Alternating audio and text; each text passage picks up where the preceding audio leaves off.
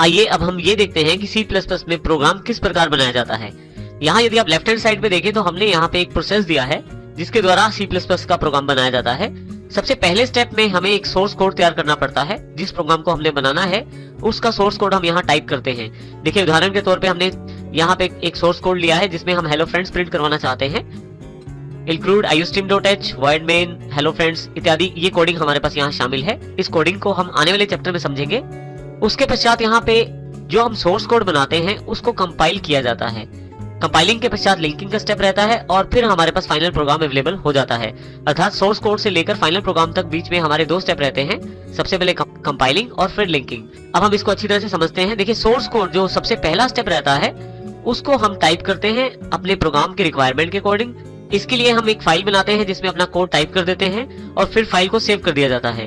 File को save करते समय ये बहुत ध्यान देना जरूरी है कि आपकी फाइल की जो एक्सटेंशन है वो .cpp हो, अर्थात C++ हो। जैसे मेरे पास यहाँ myfile.cpp के नाम से एक फाइल बनाई है। मान लीजिए इस फाइल को मैं myfile.cpp के नाम से सेव कर देता हूँ। उसके पश्चात प्रोसेस रहता है कंपाइलिंग का। कंपाइलर का मुख्य कार्य यहाँ कंपाइलिंग करना होता है, जिसमें वो सोर्स कोड को बाइनरी कोड्स में कन्वर्ट करता है और यदि सोर्स कोड में अर्थात हमारे द्वारा की गई इस कोडिंग में किसी प्रकार का एरर है तो उसे डिटेक्ट करता है, उसे प्रोग्रामर को बताता है और फिर प्रोग्रामर उसको ठीक करता है और उसके पश्चात फिर सोर्स कोड को बाइनरी कोड्स में कन्वर्ट किया जाता है। इस प्रकार कंपाइलर का काम सोर्स कोड को बाइनरी कोड में कन्वर्ट करना है। इसके लिए कंपाइलर की तरफ से ऑब्जेक्ट फाइल्स बनाई जाती हैं। ऑब्जेक्ट फाइल्स जो रहती हैं उनका नाम कुछ इस प्रकार रहता है myfile.obj, क्योंकि हमारी फाइल का नाम myfile.cpp है तो इस करके जब इसको कंपाइल किया जाएगा उसके पश्चात ऑब्जेक्ट फाइल में इसका नाम रखा जाएगा myfile.obj, अर्थात ऑब्जेक्ट फाइल। विंडोज में रखा जाता है ये नाम और यदि आप लाइनक्स या यूनिक्स में काम कर रहे हैं तो वहां पे myfile.o के नाम से फाइल उपलब्ध हो जाती है। ऑब्जेक्ट फाइल्स को बनाने के पश्चात अगला कार्य लिंकर का रहता है, जिसमें लिंकिंग का कार्य किया जाता है।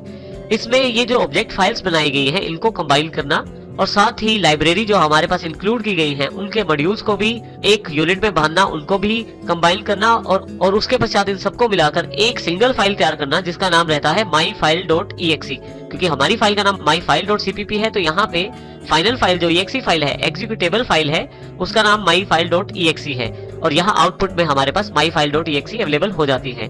जब भी हम myfile.exe पे डबल क्लिक करते हैं तो वो सारा कार्य होता है जो हमने यहाँ सोर्स कोड में डिफाइन किया है। मान लीजिए हमने दो नंबर्स को जोड़ने का कार्य किया है तो जब भी myfile.exe पे क्लिक किया जाएगा, जब भी myfile.exe को ओपन किया जाएगा तो इसमें वही नंबर्स को जोड़ने वाला कार्य किया जाता है। इस प्रकार एक सोर्स कोड से लेकर myfile.exe बनने तक C++ के प्रोग्राम की प्रक्रिया रहती है और इस प्रकार से हम C++ का प्रोग्राम बना सकते हैं। इसका अर्थ ये हुआ कि सबसे पहले हमारे पास सोर्स फाइल अवेलेबल होनी चाहिए। हमें सबसे पहले वो फाइल बनानी है जिसमें हम सोर्स कोड तैयार करेंगे और जिसके आधार पे प्रोग्राम बनाया जाएगा। परंतु सोर्स फाइल को बनाने के लिए हमें कुछ चीजों की आवश्यकता है, उनकी जानकारी लेते हैं। सबसे पहले ये जानना कि हम सोर्स फाइल में क्या क्या प्रयोग कर सकते हैं वो इस नीचे दी गई लिस्ट से देख सकते हैं। सबसे पहले हम जानकारी लेते हैं लेटर्स की। हम अपनी सोर्स फाइल में किसी भी प्रकार का कोई भी लेटर प्रयोग कर सकते हैं जिसमें कैपिटल और स्मॉल लेटर्स दोनों का प्रयोग किया जा सकता है। डिजिट्स प्रयोग किए जा सकते हैं, स्पेशल कैरेक्टर्स को प्रयोग किया जाता है, परंतु इन सब के प्रयोग करने के लिए हमें इनकी जानकारी होना आवश्यक रहता है और हम जैसे जैसे प्रोग्रामिंग करेंगे वैसे वैसे इन सब के बारे में सीखेंगे। और सोर्स फाइल बनाने के लिए ये सभी चीजें हमारा कैरेक्टर सेट कहलाती हैं, जिसमें लेटर्स, डिजिट्स और स्पेशल कैरेक्टर्स शामिल रहते हैं और इनका अपना अपना योगदान रहता है सोर्स फाइल बनाने में।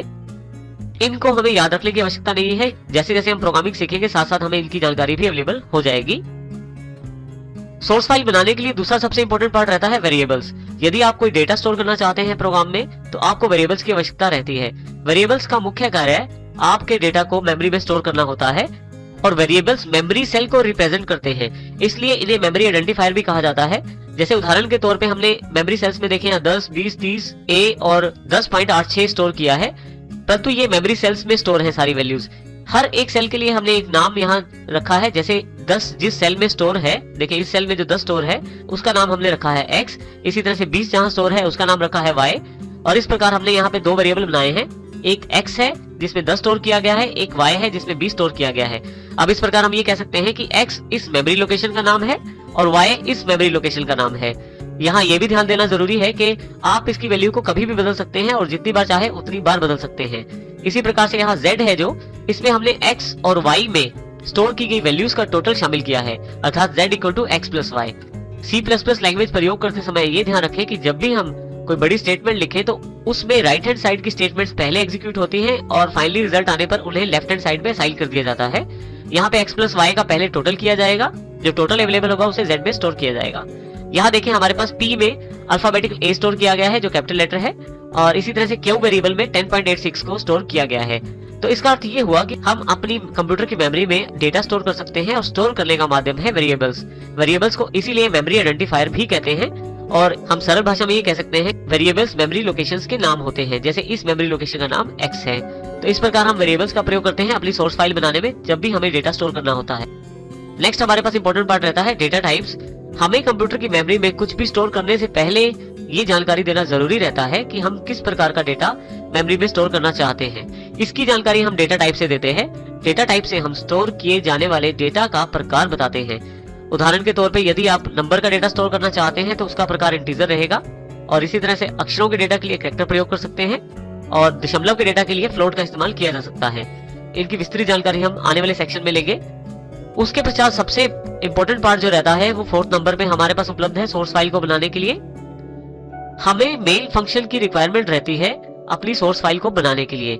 ये हमारा सबसे मेन फंक्शन रहता है जो पूरे के पूरे प्रोग्राम को कंट्रोल करता है, और प्रोग्राम हमारा मेल फंक्शन से शुरू होता है। यहाँ पे यदि आप ध्यान दें तो यहाँ पे जो मेल है वो नाम है। उसके अलावा हमारे पास ब्लॉक दिया गया है जिसमें हमने ओपन करली ब्रेसेस का प्रयोग किया है, जो ये जानकारी देता है कि मेरा प्रोग्राम या मेरा मेल फंक्शन यहाँ से ओपन है। उसके पश्चात यहाँ पे एंड किया गया है करली ब्रेसेस के साथ, जिसमें एंडिंग करली ब्रेसेस का प्रयोग किया गया है, और इसके बीच में हम स्टेटमेंट्स शामिल कर सकते हैं जो स्टेटमेंट्स हम सोर्स कोड में शामिल करना चाहते हैं। जिन स्टेटमेंट्स को मेल फंक्शन में शामिल किया जाता है उनको या उनके रेफरेंस को ही कंपाइलर बाइनरी कोड्स में कन्वर्ट करता है, और उनको और उनके रेफरेंसेस को ही कंपाइलर कंपाइल करता है। तो इस प्रकार हमारे पास 4th इंपॉर्टेंट पार्ट रहता है जिसमें हमने यहाँ पे मेन ब्लॉक बनाया है। अब यहाँ देखिए 2 राउंडेड ब्रैकेट्स का प्रयोग किया गया है, ओपन और क्लोज राउंडेड ब्रैकेट के साथ। ये फंक्शन का साइन रहता है। आने वाले चैप्टर्स में इसकी भी जानकारी लेंगे। हमारे पास इसका अर्थ ये हुआ कि सोर्स फाइल बनाने के लिए हमें ब्लॉक की आवश्यकता रहती है।